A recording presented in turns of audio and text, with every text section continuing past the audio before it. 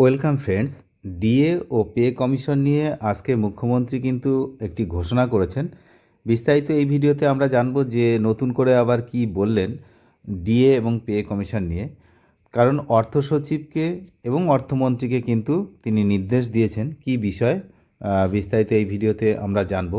আপনারা জানেন যে প্রতিশ্রুতি মতো রাজ্যে বিজেপি সরকারের প্রথম পূর্ণাঙ্গ বাজেটেই সরকারি কর্মীদের যে মহার্ঘ ভাতা সেটা 20% এক ধাক্কায় বৃদ্ধির অনুমোদন দিয়েছে রাজ্য সরকার, যার ফলে 38% হারে ডিএ পেতে চলেছেন বাংলার সরকারি কর্মীরা। কিন্তু কবে, বিষয়টা সেটা।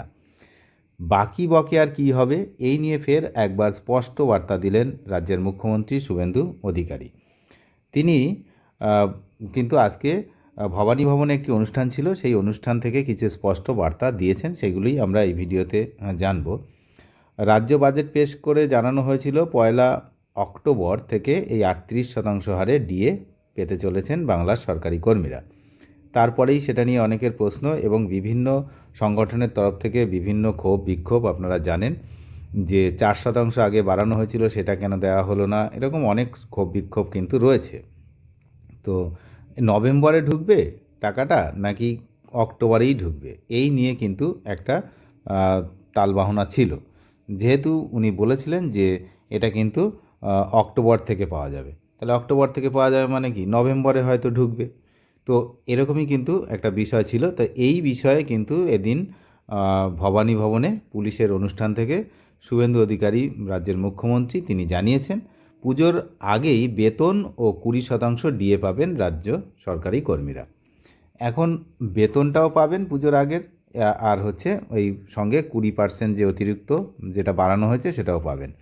আগামী অক্টোবর মাস থেকে এই 20% হারে ডিএ কার্যকর হবে বলে আগেই কিন্তু জানিয়েছিলেন।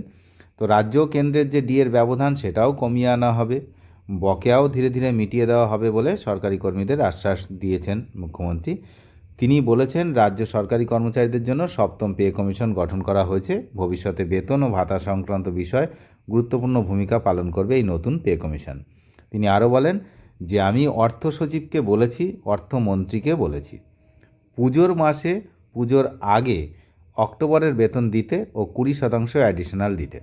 মুখ্যমন্ত্রী আরও বলেন আপনারা 7ম পে কমিশন পাননি, আমরা 7ম পে কমিশন তৈরি করেছি, কয়েক মাসের মধ্যে রিপোর্ট এসে গেলে আমরা কার্যকর করে দেব। নতুন সরকার গঠনের পরই কিন্তু বাংলায় 7ম পে কমিশন গঠনের অনুমোদন দিয়েছে।